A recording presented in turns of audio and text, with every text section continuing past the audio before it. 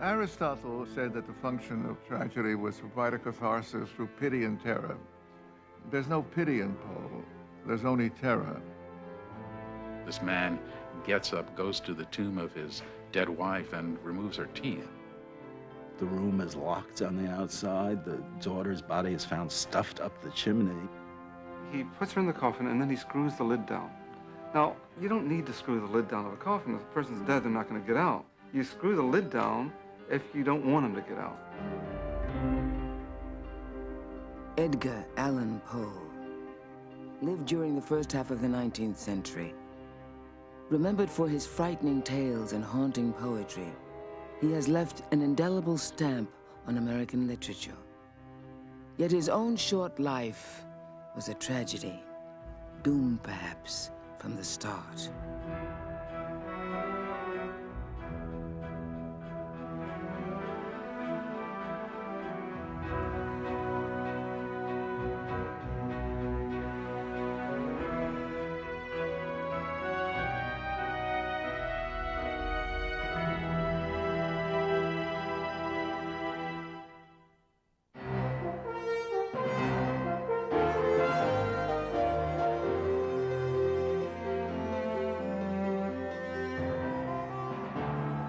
Funding for American Masters is provided by American Express, celebrating the world of creativity through American Masters.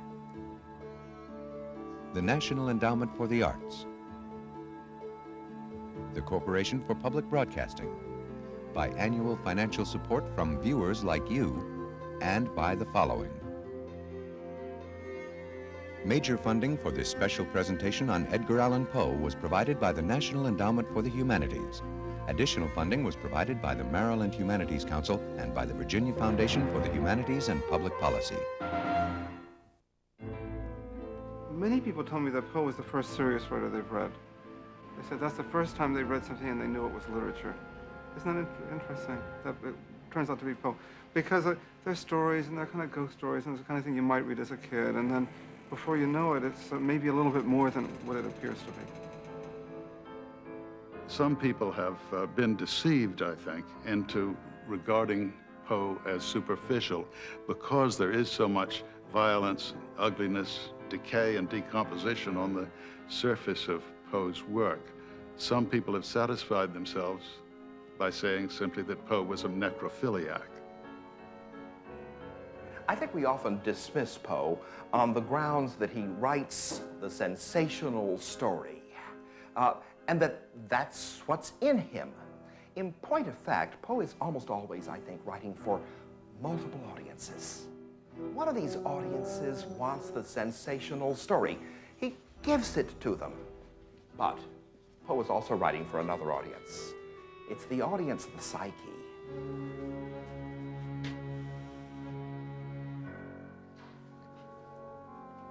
True. Nervous. Very, very dreadfully nervous. I had been and am. But why will you say that I am mad? The disease had sharpened my senses, not destroyed them. Above all was the sense of hearing acute. I heard all things in the heaven and in the earth. I heard many things in hell. How then am I mad? Hearken and observe how healthily, how calmly I can tell you the whole story. The Telltale Heart could have been written, in a sense, in the year 1200. But it could be written in the year 1500, the year 2005. There isn't anything that dates it. That's what makes it, I think, so wonderful. It is impossible to say how first the idea entered my brain. But once conceived, it haunted me day and night. Object there was none. Passion there was none. I loved the old man. He had never harmed me. He had never given me insult. For his gold, I had no desire. I think it was his eye.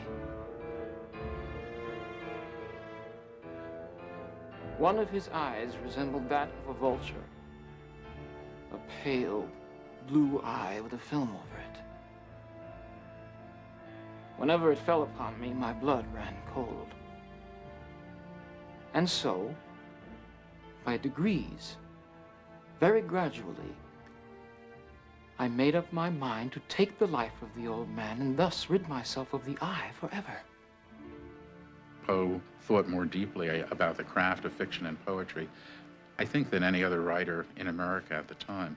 And at his best, really worked at his writing very, very hard. He also cranked out a lot of journalistic junk, but when he wanted to think seriously and had the time to work carefully on his work, he turned out very, very polished fiction. You fancy me mad. Madmen know nothing. But you should have seen me. You should have seen how wisely I proceeded. With what caution, with what foresight, with what dissimulation I went to work. I was never kinder to the old man than during the whole week before I killed him. He had this art of leaving things out. It's like the silence that's useful in certain kinds of music. And a typical story by Henry James puts everything in. So you have long, almost opaque paragraphs where characters are barely moving and can barely walk over to the window. But by that time in Poe, the man is already killed and dismembered, the old man. It happens very swiftly, I think, in about 4 pages.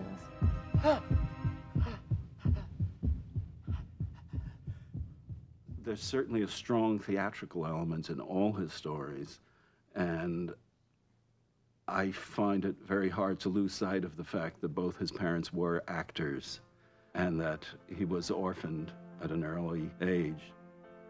His mother was a very promising actress and one of the most talented young actresses on the American stage, including at the time that she died.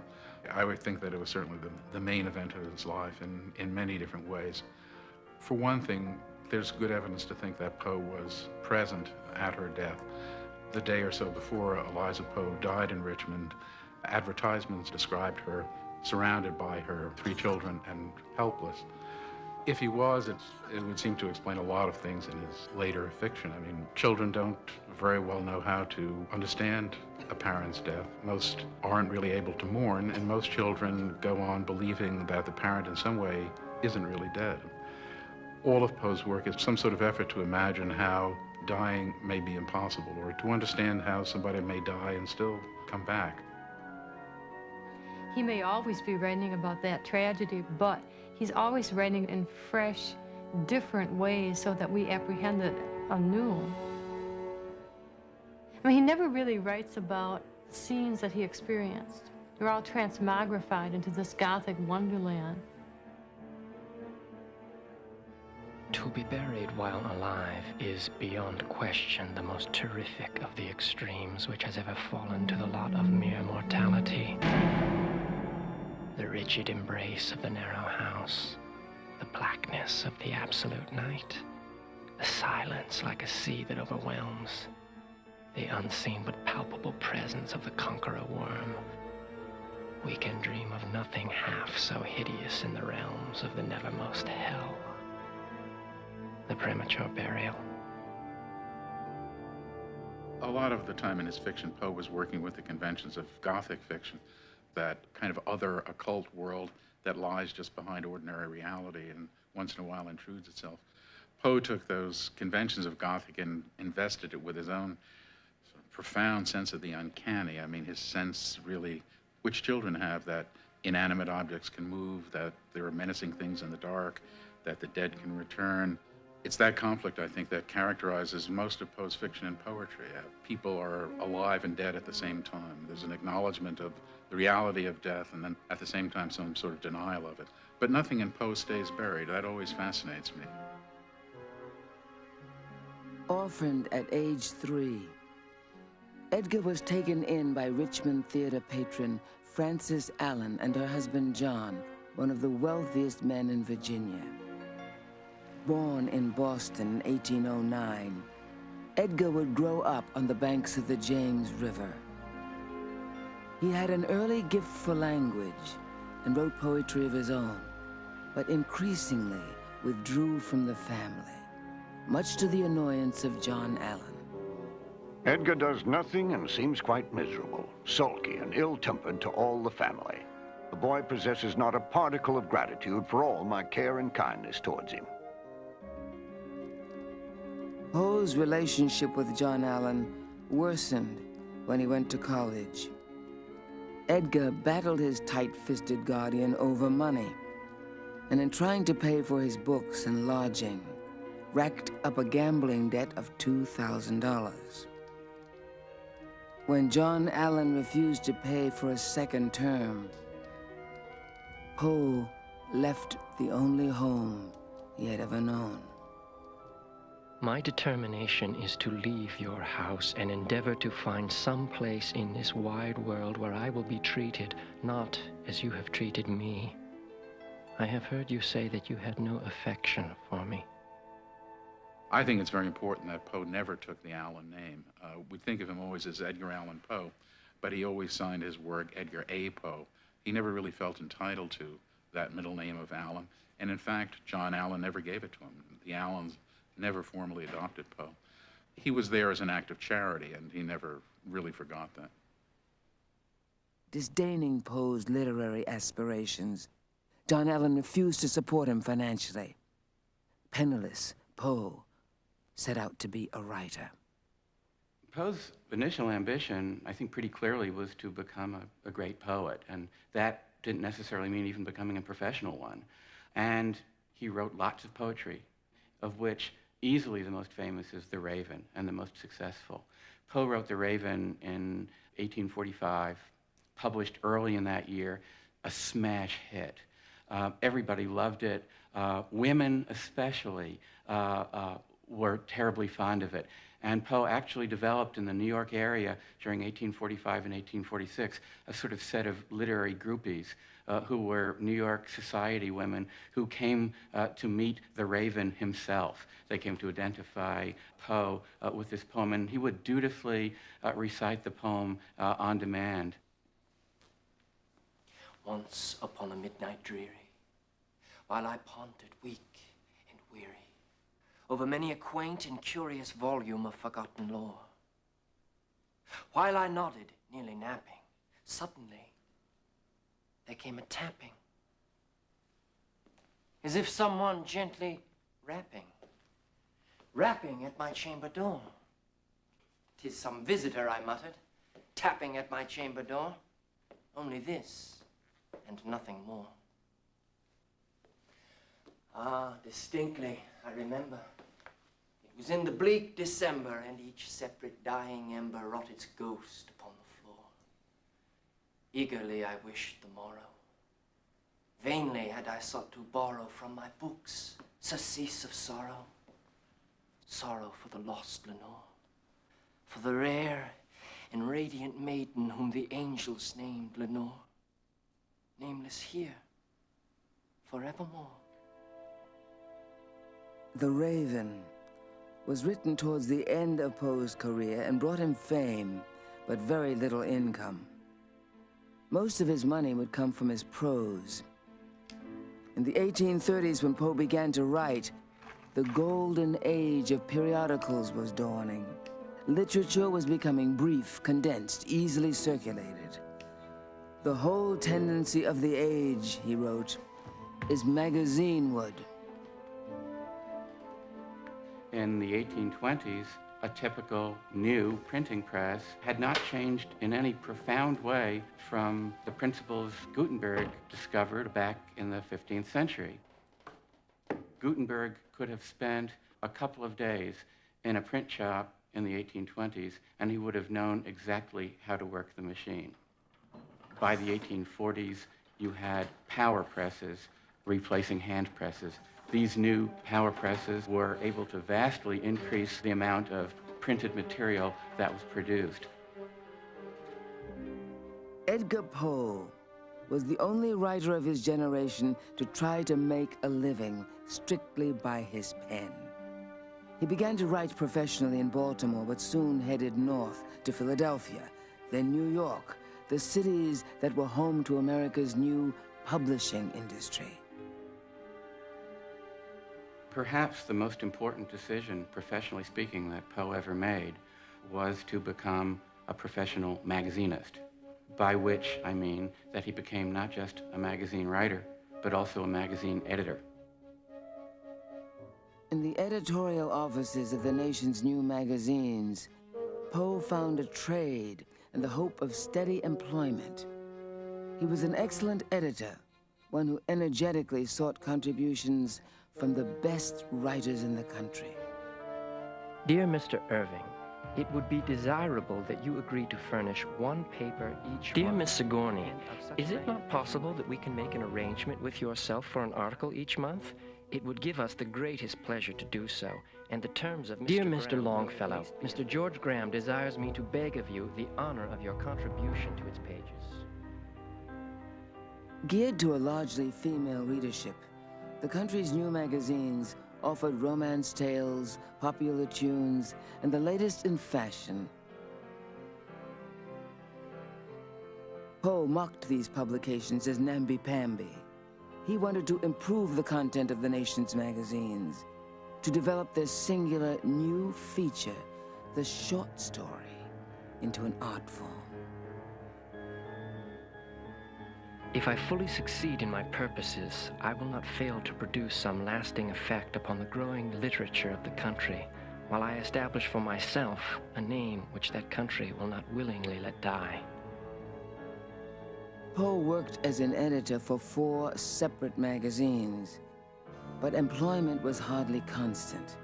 His longest stay at any one magazine was 16 months, often at odds with his employers over alcohol or his sometimes prickly personality. He would become restless and move on. But in his time, he became nationally respected as someone who demanded the highest literary standards. An interesting facet of Poe's career, and one that most of us today find surprising, is that he would not have been known to his public primarily as a writer of short stories.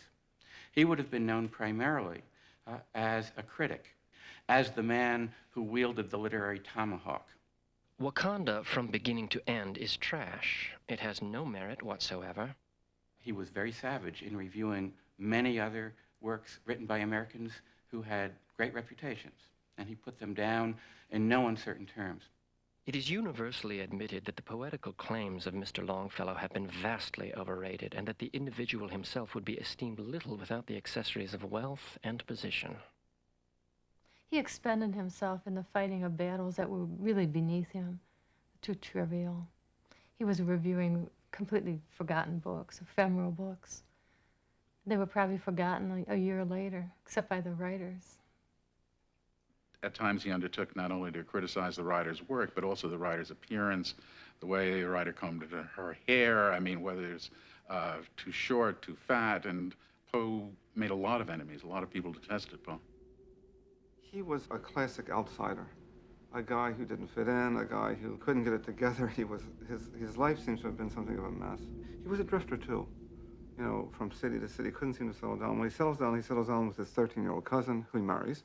But still, there's no state in the Union that would be legal in today. And yet it must have been a very close and somewhat touching. She dies 15, 16 years later, and he doesn't survive her by very long. He seems to have died of a broken heart, I mean, which is a very Poe-like thing to die of. When they were married, Poe, in fact, called her Sissy, sister, and she was to him a kind of sister or a playmate. He not only really married his first cousin, Virginia, I mean, he took into his family also her mother, Muddy, whom he referred to always as his mother. Virginia, she was plump and very cherubic looking, even though she was very young when Poe married her, only 13. She looked even younger and stayed very, very young looking throughout her life. So Poe had constantly the experience, really, of having married a child. I, Edgar, do take thee, Virginia, to be my married wife, and do, in the presence of God, Poe made it his duty, really, to care for them, and they felt very cared for by him. I mean, part of Poe's money problems and money worries wasn't only earn enough, but to take care of them. And he managed to provide Sissy with piano lessons and put food on the table. At the same time, Muddy and Sissy made him the object of a kind of totally exclusive attention. I mean, there really was no one in their lives but Poe. The three lived together like a tight little island, sort of orphans in the storm, three desperate people sort of stumbling through existence.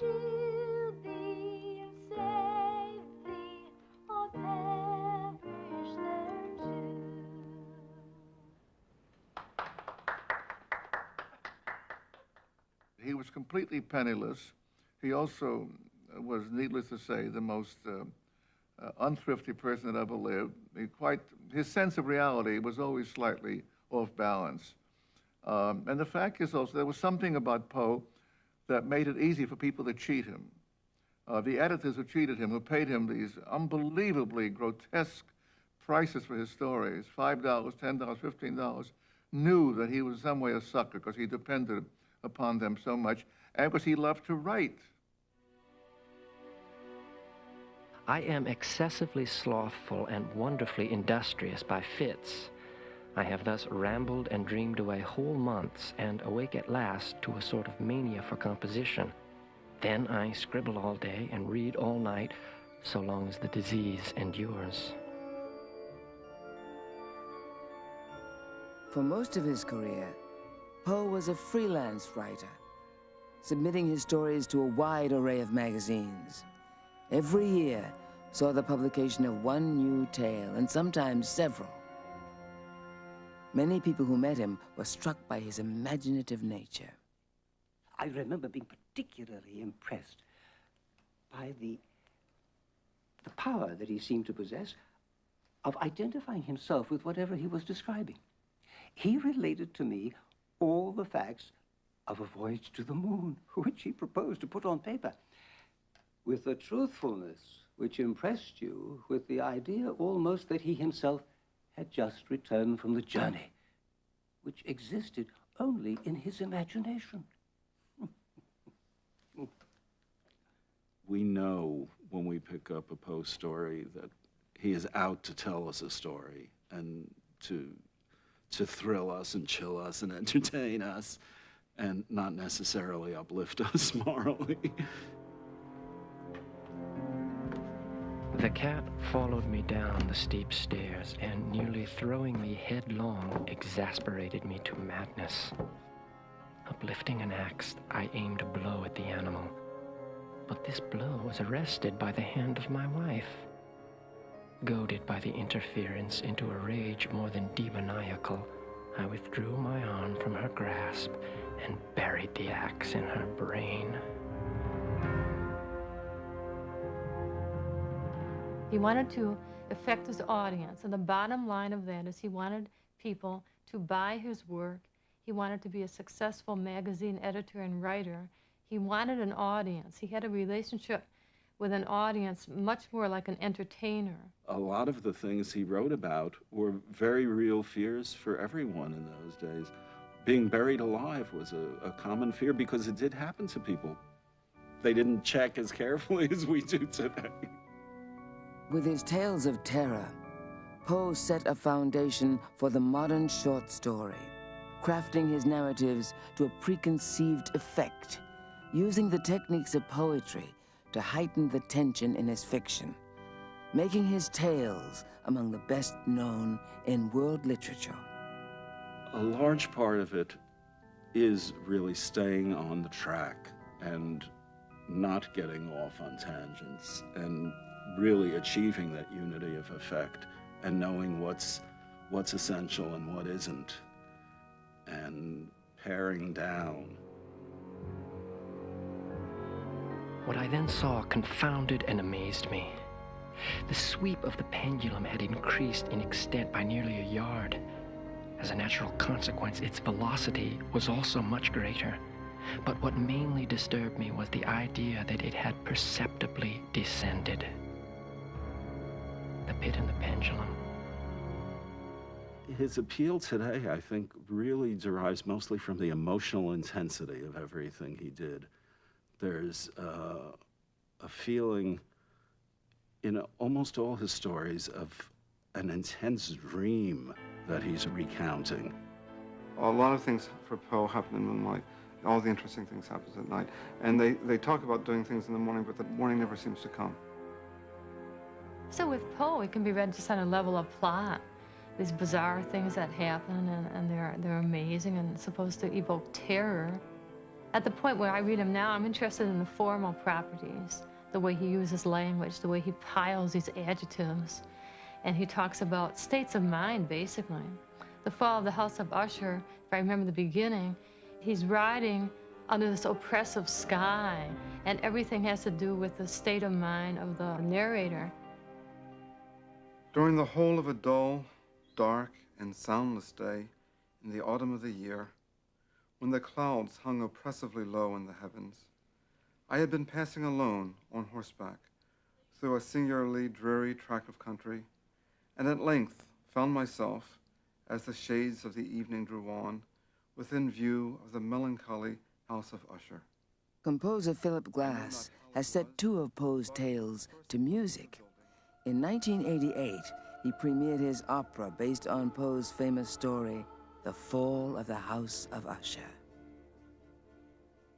The best collaborators are, when they work together, give a lot of room to each other. And Poe gives you a lot of room to work with. Usher has been made into plays and movies and operas. Mine is not the first nor last opera on Usher.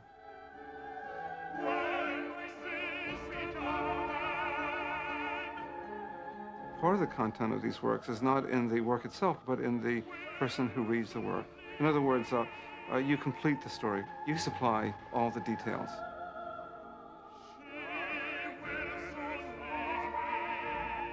In The Fall of the House of Usher, as in most of his tales of horror, Poe used the conventions in Gothic fiction which emphasized the grotesque, the outlandish, and the bizarre. You come to the place where he screws the lid down of the coffin. That's a big sign that something funny was going on. Why did he screw the lid down? Basically, he was burying his sister alive, and he knew it. And she comes back, and she knows that he was doing it. And it's the reason she murders him. If it were, why would she murder him? She said, oh, it's just a mistake. I'm sorry. I thought you were dead. I'm glad you're back. It could have been like that, but it wasn't. She comes back, and she knew that he was murdering her, that she knew that he attempted to murder her, and her revenge is to murder him. And then the house comes down on both of them. Well, it's all crazy, but it makes sense. He makes it hard not to believe him.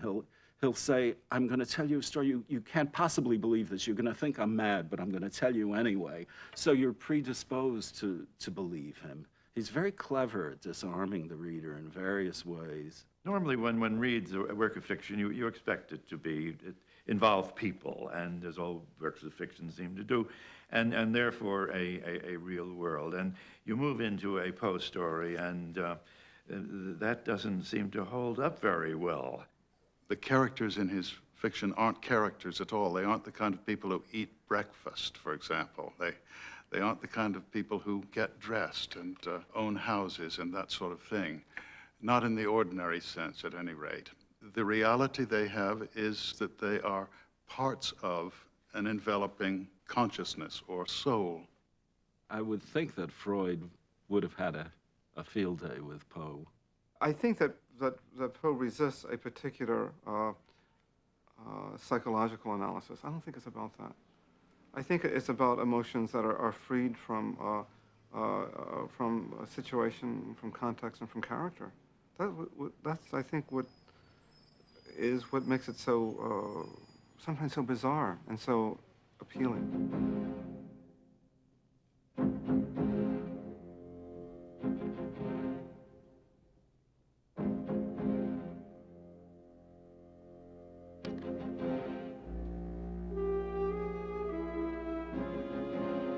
The 1,000 injuries of Fortunato I had borne as best I could.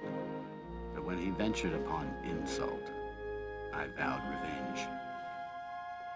You who so well know the nature of my soul will not suppose, however, that I gave utterance to a threat. At length I would be avenged. This was a point definitely settled. But the very definitiveness with which it was resolved precluded the idea of risk.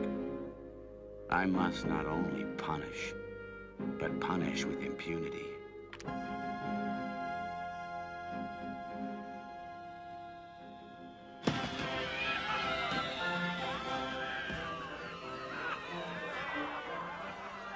Neither by word nor deed had I given Fortunato cause to doubt my goodwill. I continued, as was my wont, to smile in his face, and he did not perceive that my smile now was at the thought of his immolation. He had a weak point, this Fortunato, although in other regards he was a man to be respected, even feared. He prided himself on his connoisseurship in wine. My dear Fortunato, you are luckily met. How remarkably well you look tonight. But I have received a cask of what passes for Amontillado. I have my doubts. So, Amontillado, a cask, impossible, and in the middle of carnival. I have my doubts. Well, I was silly enough to pay the full Amontillado price without consulting you in the matter. You were not to be found, and I was fearful of losing a bargain. Amontillado. I have my doubts. Amontillado. And I must satisfy it. Amontillado. As you are engaged, I am on my way to Lucchesi. If anyone has a critical turn, it is he. He will tell me. Lucchesi cannot tell Amontillado from sherry. And yet some fools will have it that his taste is a match for your own. Come, let us go. Whither? To your vaults. No, my friend, I will not impose upon your good nature. I perceive you have an engagement. I have no engagement. Come. No, my friend. It is not the engagement, but the severe cold with which I perceive you are afflicted. The vaults are insufferably damp. They are encrusted with nitre. But let us go. Nevertheless, the cold is merely nothing. Amontillado. You have been imposed upon. And as for Lucchesi, he cannot distinguish sherry from Amontillado.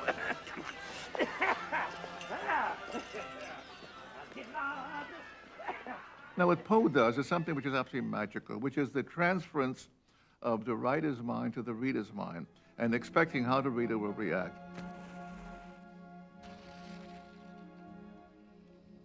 He starts from the fact that fear has an obvious picture of itself, and the panic is always of the same kind. Consequently, those fearful details in the pit and the pendulum and the black cat or the cask of Amontillado, all these things come from applying materially specific details of what goes on in psychological states. How long have you had that cough?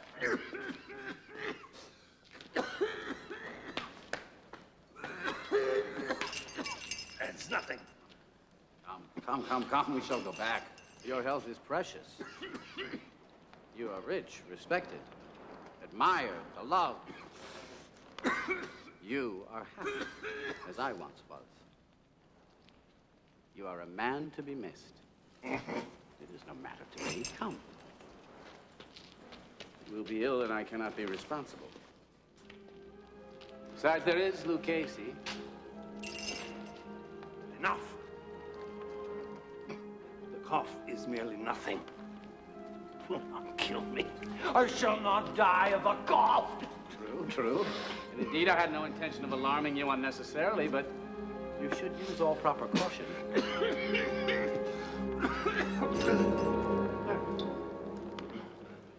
The draft of this Medoc will defend us from the dance. Drink.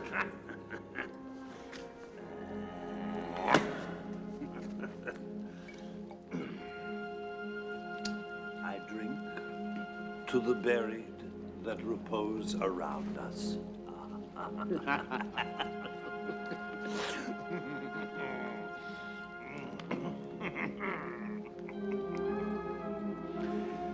And I,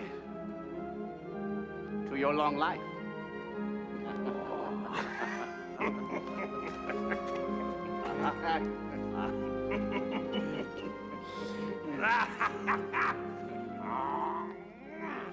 The soul becomes intoxicating. And God knows the word intoxication was a very important thing in Poe's life, since he believed in intoxication, quite apart from being the first of the many violent drunks who have made so much of liquor in the history of American literature. Poe did not drink well. One of his friends at UVA spoke of his taking a glass of whiskey and simply bolting it down, and that was it for him. Let us go on.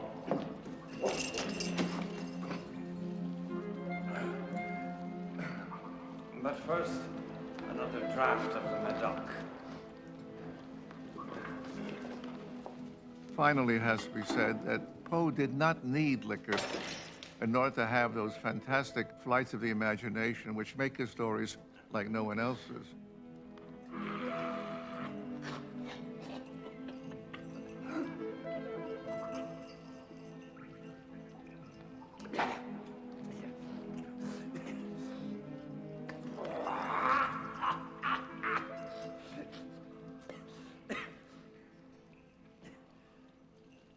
Comprehend. Not I. Then you are not of the Brotherhood. How? You are not of the Masons. Yes, yes, yes, yes, yes. You. Impossible. Yes. A Mason? Yes. A sign. It is this. You jest.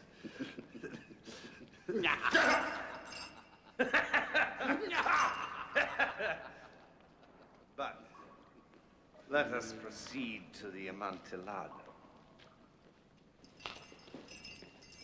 Be it so.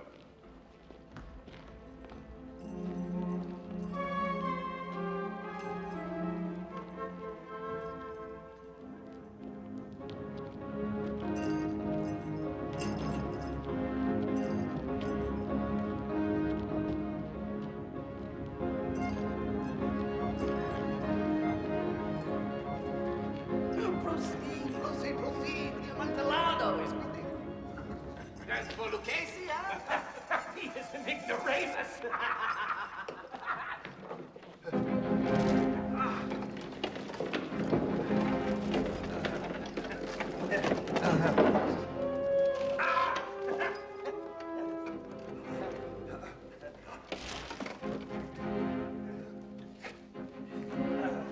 Pass your hand over the wall. You cannot help feeling the nitre. It is indeed very damp. Once more, let me implore you to return. No? Then I must positively leave you. I must first render you all the little attentions in my power. The Amontillado. True. The Amontillado.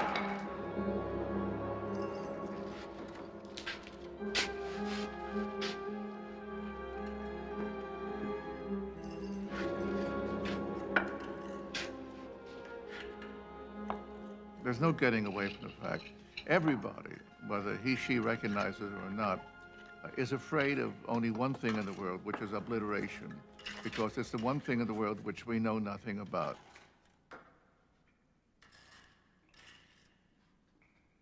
And Poe, who had all these fears about being buried alive and the rest of it, he was always working on the ultimate fear, the ultimate panic.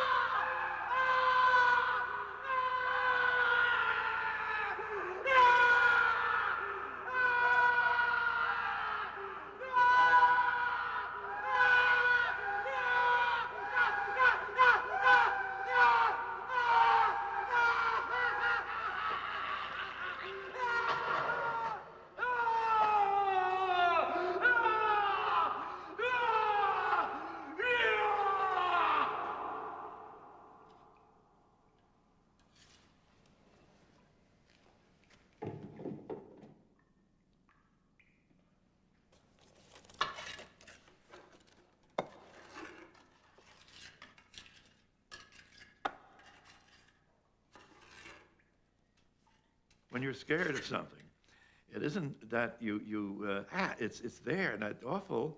It's that you're not sure that it's there, although awful it is. But your mind doesn't want to believe, and yet it has to believe. The evidence, look at it. And it's as if the mind then were a kind of diaphragm, back and forth. Yes, no, yes, no, yes, no.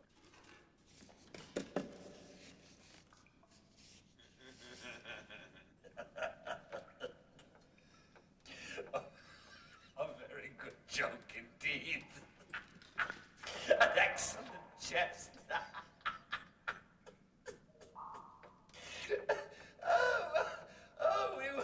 We will have many a rich laugh about it at the palazzo. For our wine. Yes, yes. The Amontillado. Yes. The Amontillado. But is it not getting late? Will there not be awaiting us at the Palazzo, the Lady Fortunato and the rest? Let us be gone. Yes, let us be gone. For the love of God, Montresor! Yes, for the love of God.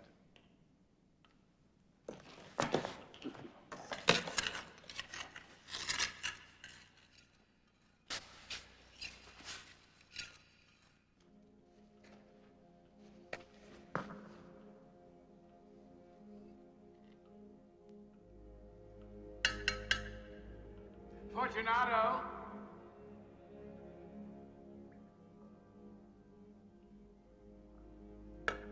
Fortunato!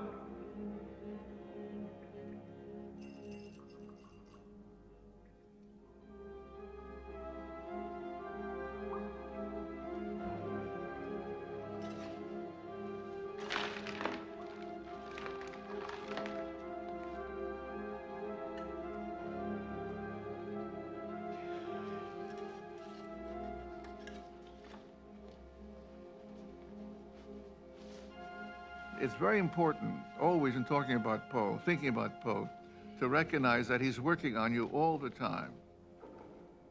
He is a terrorist of the imagination.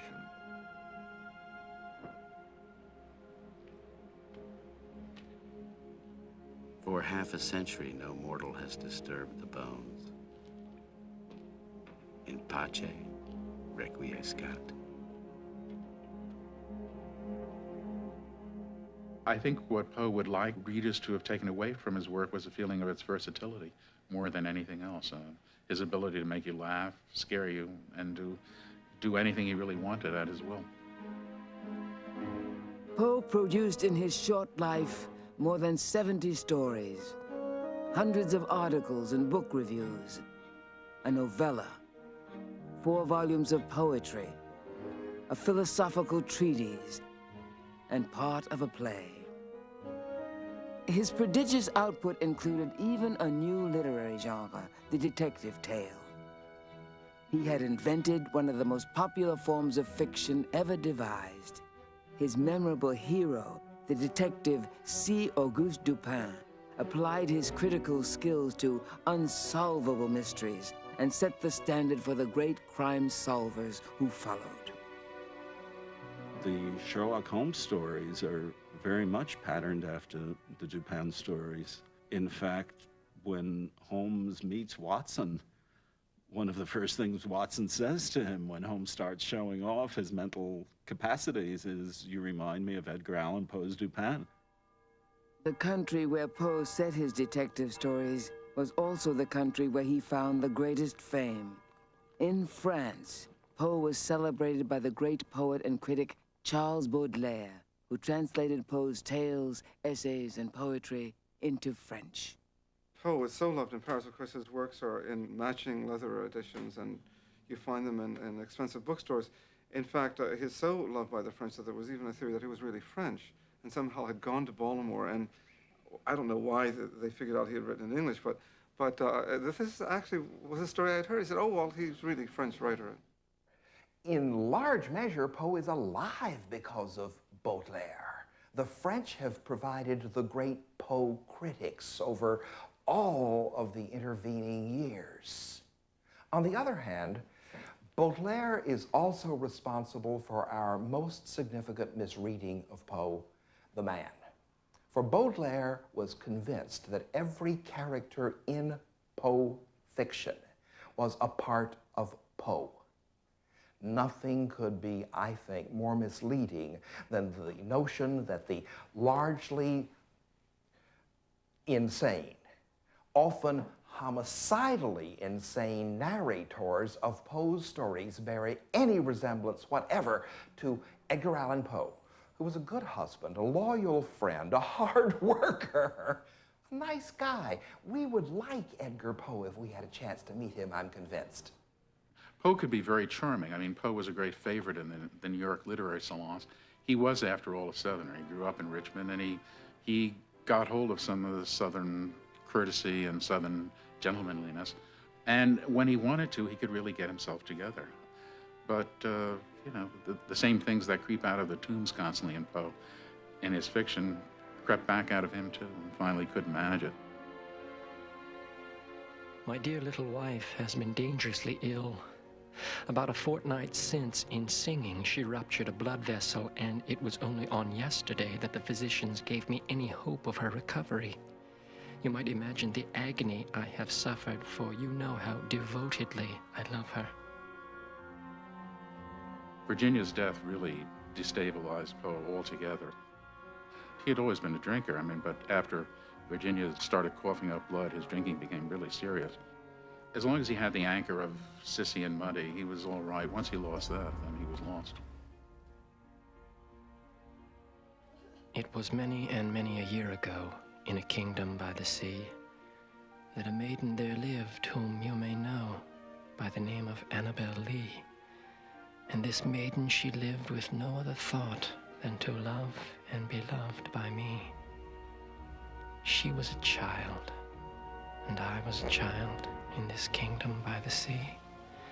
But we loved with a love that was more than love, I and my Annabel Lee.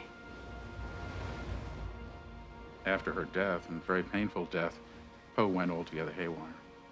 I mean, there were reports in the New York City newspapers that Poe had gone insane. At the least, his behavior was very difficult. He was alienating a lot of people, making a lot of enemies, writing some strange works. Poe had earned only $6,200 in his 18 years of writing. Now destitute, he relentlessly sought the affection of 4 prosperous society women. What they all shared was a sort of inaccessibility for one reason or another. None was really a suitable mate, and, you know, that may have been part of the attraction of them, really, for Poe, who wanted to get married and also didn't want to get married, which is really true about his romantic attachments all through his life. I mean, there certainly is some kind of fear of adult, you know, adult relationships in Poe and sex. In 1849, his life unwinding, Poe traveled from New York to Philadelphia and then further south, delivering lectures on composition and readings of The Raven to raise money for a literary magazine of his own. "If I succeed," Poe wrote, "I put myself within 2 years in possession of a fortune and infinitely more." His journey ended in Richmond. In the late summer, Poe decided to return to New York to bring Muddy Clem, his mother-in-law, back to Richmond. Despite a high fever and cautions from a doctor, he boarded a ship and traveled north. For the next several days, we really don't know what happened to Poe at all. He turns up next in the records in Baltimore and sitting in a bar, semi-conscious, dingy clothes, a battered hat, sort of dirty, and is taken to a hospital. From accounts that are available through the attending physician, he became apparently delusional, talking to objects on the wall, lasted only a few days and then died. The cause of his death has been variously given, ranging from a severe case of alcoholism to some kind of infectious fever, to brain fever, something like that. But in any case, he was dead then by the age of 40. Thank heaven, the crisis, the danger is past, and the lingering illness is over at last, and the fever called living is conquered at last. The sickness, the nausea, the pitiless pain have ceased with the fever that maddened my brain, with the fever called living that burned in my brain. This death was almost a suicide prepared for a long time. You will not be surprised that for such a man life should have become hell and that he should have come to a bad end. You will be astonished that he was able to endure such a long time. Charles Baudelaire. The death of Mr. Poe will startle many, but few will be grieved by it. The poet was well known personally or by reputation in all this country. He had readers in England and in several of the states of continental Europe, but he had few or no friends. Rufus Griswold. Of course, most famously after Poe's death, Griswold wrote a very slanderous memoir of Poe that later became the basis of a lot of Poe biographies. I mean, as if Poe's life weren't seamy enough, Griswold invented stories like Poe went up and down the street flailing his arms, cursing at the skies. He apparently spread by word of mouth a story that Poe and his mother-in-law were lovers. And, you know, many later biographies of Poe were built on Griswold's slanders. Griswold successfully managed to do real damage to Poe's reputation in America. He did not assess Edgar Allan Poe as a writer who made an art form of the short story, invented the tale of detection, wrote haunting poetry, was a brilliant literary critic. Instead, he denounced Poe as a lying, half-mad alcoholic, gifted with a genius that he squandered. I think that the story is really not a story of weaknesses so much as it's a story of pluck and hard trying. He also fits almost that image of the artist in the way that Van Gogh did. You know, the guy that just couldn't get it together. And I think we all have a certain sympathy for that person. I think we're all, we're all a little bit like that person. And then when they turn out to be a genius, then it turns out to be, well, of course, that makes it understandable, you know. From childhood's hour, I have not been as others were. I have not seen as others saw. I could not bring my passions from a common spring. From the same source I have not taken my sorrow. I could not awaken my heart to joy at the same tone. And all I've loved alone. Every good writer's ahead of his time. What really counts with literature is not whether a man is of a time or not. What really counts is if he can be read and reread and reread long after his death. And that is certainly true about Poe. I mean, he's magnificent that way because he's always there. You simply can't get away from him. And even when he bothers you and you have all sorts of things to say about his personal life and this and that, and the incredible tragedy of his life, which was really quite pitiful, the stories are there, and they're always there.